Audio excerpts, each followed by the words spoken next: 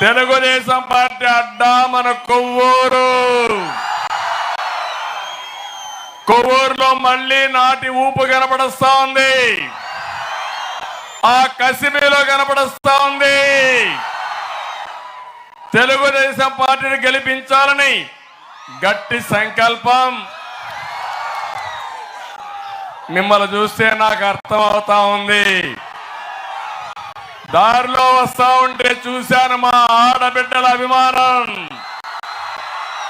చిన్నారి పిల్లల యొక్క ఉత్సాహం చూశాను. ఇప్పుడే ఆ పాపను చూడండి, తెలుగుదేశం పార్టీ కండువా మెడలో వేసుకుని తల్లి భుజాలపైన ఎక్కి, చంద్రన్న మా భవిష్యత్తు మీదేనని ఆ పిల్లల భవిష్యత్తు కోసం తల్లిదండ్రులు ఉత్సాహంగా వచ్చే పరిస్థితి వచ్చారు. రాజకీయ గాలి వీస్తా ఉంది, మారుతా ఉందా లేదా? జనంలో ట్రెండ్ మారింది. జగన్ బెండు తీయడం ఖాయం, నిర్ణయం అయిపోయింది. అవునా కాదా? ఒక్క విషయం మీరు గుర్తుపెట్టుకోవాలి, మనిషికి అహంకారం పనికిరాదు. జగన్మోహన్ రెడ్డి అహంకారంతో విధ్వంస పాలకుడుగా రాష్ట్రాన్ని సర్వనాశనం చేశాడు. మీ భవిష్యత్తును అంధకారం చేశాడు. మీ పిల్లల భవిష్యత్తు ప్రశ్నార్థకం చేశారు. అలాంటి చిన్న పిల్లల పెద్ద అయితే ఇక్కడ ఎడారిగా మిగిలిపోతుంది, ఆంధ్రప్రదేశ్ శ్మశానంగా మిగిలిపోతుంది.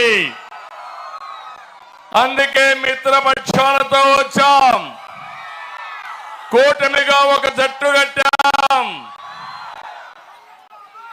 జనసేనకులకు అందరికీ విజ్ఞప్తి చేస్తున్నా, జనసేనకులు హుషారుగా ఉండండి. ఈ రోజు మీరు ఒకసారి చూస్తే పవన్ కళ్యాణ్ గారు మొట్టమొదటి నుంచి చెప్తున్నాడు, ప్రజల కోసం వచ్చిన మనిషి పవన్ కళ్యాణ్ గారు. అవునా కాదా? రాష్ట్రం నాశనం అయిపోతా ఉంది. ప్రభుత్వ వ్యతిరేక ఓటు చీలకూడదు, రాష్ట్రాన్ని కాపాడుకోవాలని మొట్టమొదట ముందుకు వచ్చిన వ్యక్తి పవన్ కళ్యాణ్ గారు అని చెప్పి నేను మీకు తెలియజేస్తున్నా. కొవ్వూరు సభ ద్వారా మనస్ఫూర్తిగా అభినందన తెలియజేసుకుంటున్నాను. ఇంకొక పక్క బీజేపీ, ఈరోజు మీరు గుర్తుపెట్టుకోవాలి, కేంద్రంలో బీజేపీ ఉందా లేదా అని మిమ్మల్ని అడుగుతున్నా. మళ్ళీ వచ్చే పార్టీ బీజేపీని అవునా కాదా అని మిమ్మల్ని అడుగుతున్నా. అందుకే ఈ రాష్ట్రాన్ని కాపాడుకోవడానికి, ప్రజల్ని గెలిపించడానికి, మీకు న్యాయం చేయడానికి బీజేపీ, తెలుగుదేశం, జనసేన ఒక జట్టుగా ఇక్కడికి వచ్చాం. ఆశీర్వదించమని మిమ్మల్ని కోరుతున్నా. ఆశీర్వదిస్తామని గట్టిగా చప్పట్లు కొట్టి చెప్పండి.